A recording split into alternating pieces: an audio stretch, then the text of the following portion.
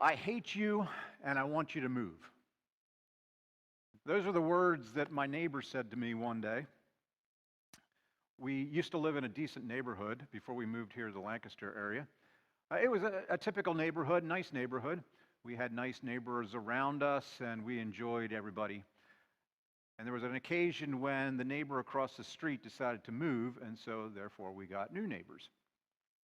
Well, we did like oftentimes people do, and after they got settled in, we went over and greeted them and said hello to them.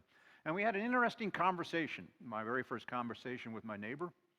He says, I hope this neighborhood is nice, because all the others we've ever lived in haven't been very good. And I thought, seems like the common denominator is you. Of course, I didn't tell him that, but that's what I was thinking. I'm a pastor. You probably know that. And people act strange around pastors. They apologize a lot. And they alter their behavior. I try not to act real pastoral-like sometimes because I'd rather just people talk to me like a regular person instead of always apologizing for the way they talk and the way they dress. I used to have a job at a retirement community, and I used to drive one of those little buses that I took people around to their doctor appointments and social events. And there I didn't really make a big deal that I was a pastor. I just did my job, and I tried to bless people as I could. But they all found out. They knew that I was a pastor. On one occasion, there was an older lady that she was in this bus that I was driving, ready to go to an event, and we were waiting for the other persons to arrive on the bus as well. And she says, so I hear you're a pastor. And I said, yeah, I am. And then she looks at me and she goes, can I touch you? I wasn't quite sure exactly how to respond to that, but she somehow had an attitude of pastors were something different than a regular person. But things we did kind of gave us away. We did pastoral things. We had small groups at our house, so there was times that we'd have 5, 7 cars at our house and all kinds of people coming in.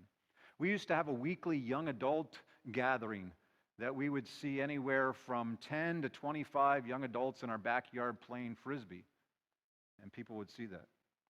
I was a church planter, and you can't hardly hide it when you're a church planter because I had this trailer that we parked in our driveway that said, the upper room, experience the wonder of Jesus. That was the name of the church. And so our neighbor, things were somewhat tense. Cordial at best, usually cold.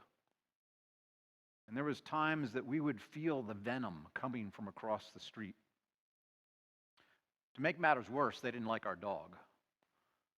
One night, our dog got caught, his leash got caught in a piece of fence in our yard, and we were out, and so he was there barking all night long.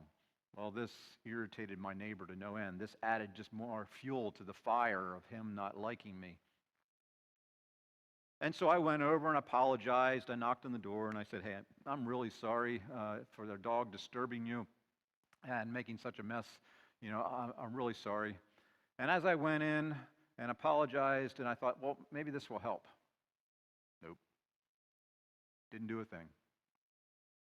They used to put little pieces of cardboard on our mailbox that said things like, you need to take better care of your dog and not feed him so much or feed him too much or whatever. It didn't make any sense. But for whatever reason, they didn't like us. And we took a little comfort in this, though. We felt like we were in good company because there was a lot of people that didn't like Jesus either. But he always seemed to find a way to love other people. But then I wondered, how? How did Jesus love other people? People had venom that would spill over at Jesus, and yet he would somehow be able to embrace them and speak to them right at their point of needs. We tried to reach out to our neighbor, and it never seemed to work like Jesus did. So we wondered, how do you love somebody?